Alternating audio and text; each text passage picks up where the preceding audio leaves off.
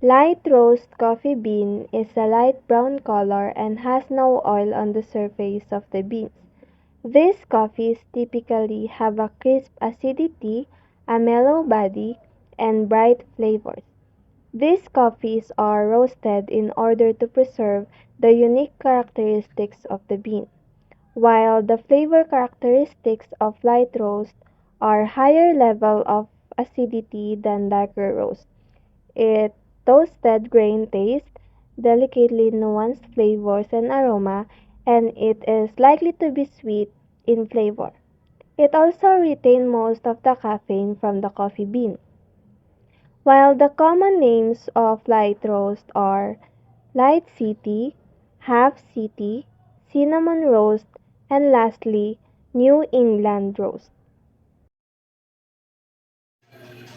Medium roast coffees are medium brown in color with no oil on the bean surface. Medium roast tends to be sweeter than light roast, with more body and a balanced acidity. This is beautiful result of natural coffee flavors in harmony with an even smooth flavor. Where does medium roast coffee came from? If you haven't noticed, we're living in a new coffee world these days. Specialty coffee shops have opened in every corner of the world, serving curated menus of small batch roasted beans. Improvements in coffee science and technology are to thank for this change in coffee culture. Higher quality coffee has become more accessible due to improved farming practices, and roasting technique has risen to meet the challenge of doing the beans justice.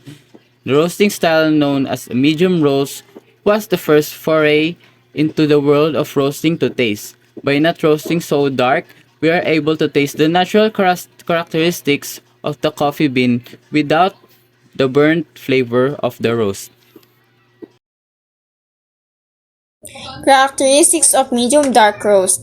With the roast flavor very evident, a medium dark roast bean usually has a heavy body and the flavor may be spicy. Perhaps with a bittersweet tang, subtle chocolate and the caramel flavors, and hints of smokiness, the acidity is slower than a light roast or medium roast, and it lesser caffeine than a light or medium roast. Dark roast coffee are characterized by their dark brown, almost black oil that glosses the surface and a robust, full body. Dark roast coffee typically has a bold, smoky taste since the coffee's country of origin flavors are almost entirely roasted out. There are some benefits of dark roast. Dark roasts are high in antioxidants and contain a compound beneficial for stomach health. And dark roast originated in France during the 19th century. Types of grinds. Extra coarse grind. Extra coarse grind is about the size of sea salt, which is pretty large. Since it's so large, water runs through it quickly. Because of this, an extra coarse grind requires an extra long brewing time, so that the water can absorb all of the flavors. Cold brew is best for this grind size. Coarse grind. Coarse grind refers to the coffee ground with relatively big coffee bean particles, as its name implies. This means that the water might not pull out as much flavor and the coffee might not be as bitter as it would be with finer grind. This grind is perfect for making coffee in a French press. Medium coarse grind. This is slightly smoother but still fairly large coffee grind is ideal to use with most pour-over brewers like academics.